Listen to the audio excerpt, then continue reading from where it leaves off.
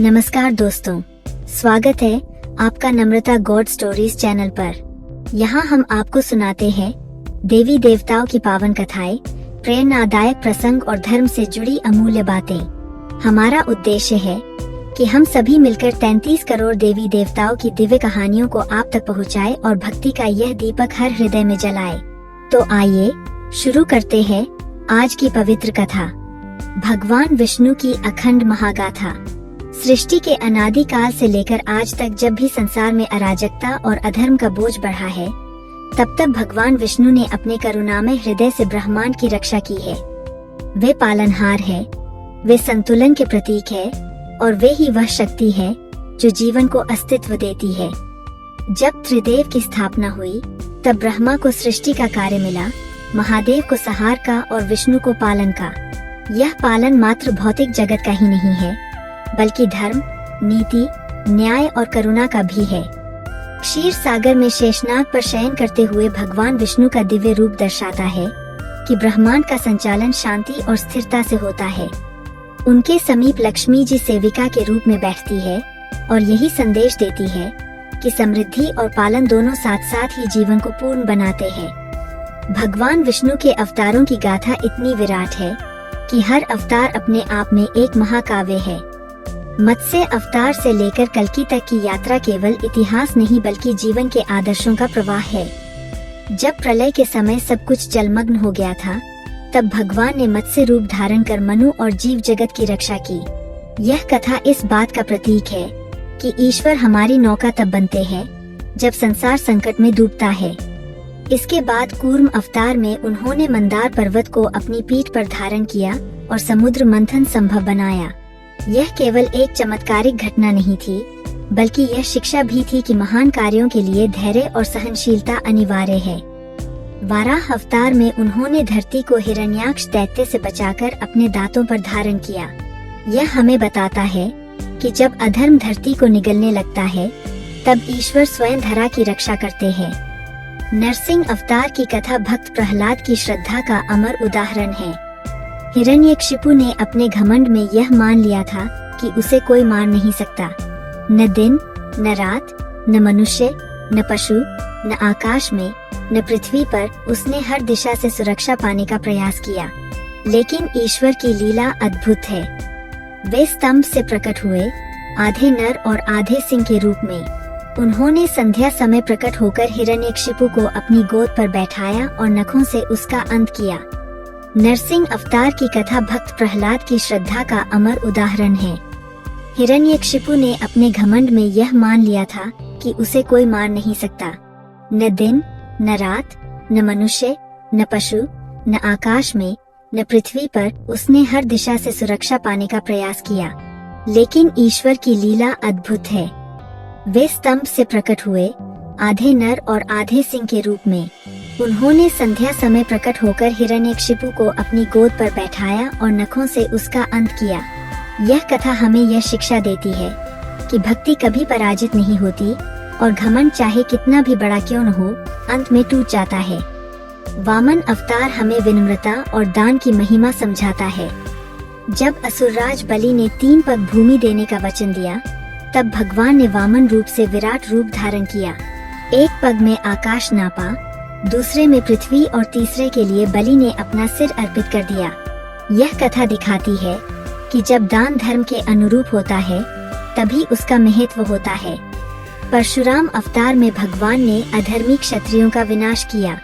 यह हमें बताता है कि शक्ति का दुरुपयोग करने वालों का अंत निश्चित है।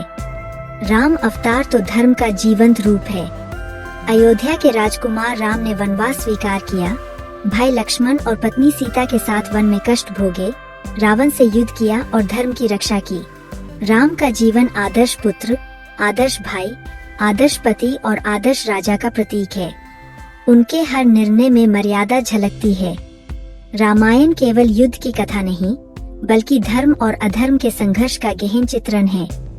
राम ने दिखाया कि धर्म के लिए त्याग करना ही वास्तविक महानता है। कृष्ण अवतार सबसे विविध और आकर्षक है।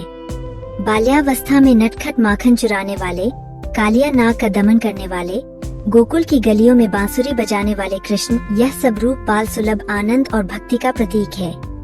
वही कृष्ण जब महाभारत के युद्ध क्षेत्र में अर्जुन के सारथी बनकर गीता का उपदेश देते हैं, तब वे योगेश्वर कहलाते हैं।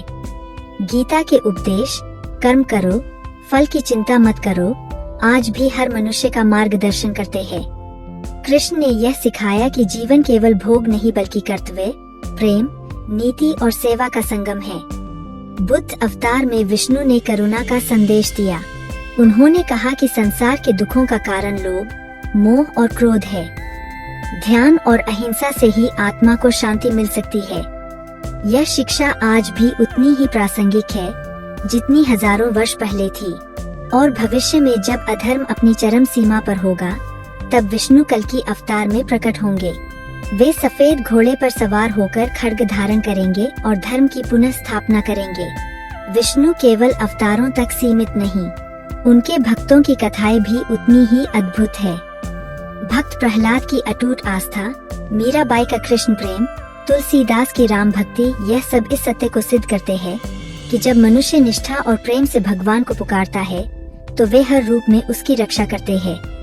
यह भक्त और भगवान का संबंध केवल पूजा पाठ का नहीं, बल्कि आत्मा और परमात्मा का मिलन है।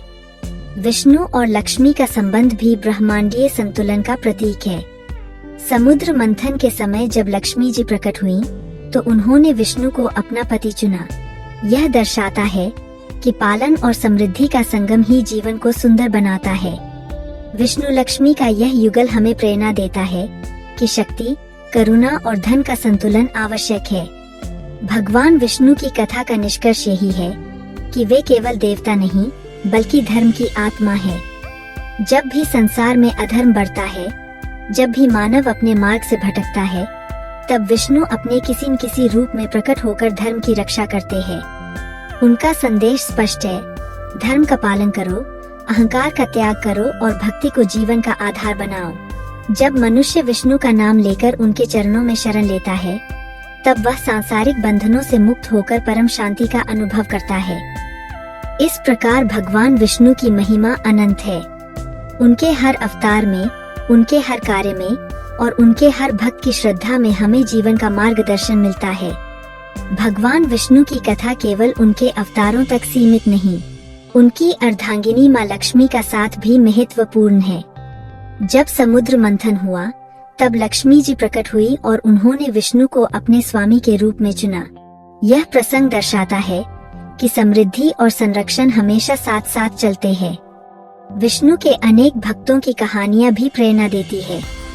भक्त प्रहलाद की अटूट आस्था, मीराबाई का कृष्ण प्रेम, तुलसीदास की राम भक्ति, सब में विष्णु के विभिन्न रूपों की महिमा गूंजती है। भक्त और भगवान का संबंध केवल पूजा का नहीं, बल्कि आत्मा और परमात्मा का मिलन है। इन कथाओं को सुनते सुनते यह अनुभव होता है कि विष्णु केवल देवता नहीं, बल्कि धर्म की धुरी है। उनका हर अवतार, हर कार्य हमें यह सिखाता है कि जीवन का उद्देश्य केवल भोग नहीं, बल्कि धर्म, करुणा, सत्य और सेवा है।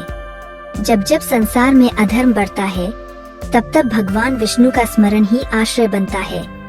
यही कारण है कि भारतीय संस्कृति में जब कोई संकट आता है, तो लोग विष्णु का नाम लेकर प्रार्थना करते हैं। चाहे वह नमो भगवते वासुदेवाय हो या जय श्री राम या हरे कृष्ण, यह सभी मंत्र आत्मा को शक्ति और जीवन को दिशा देते हैं।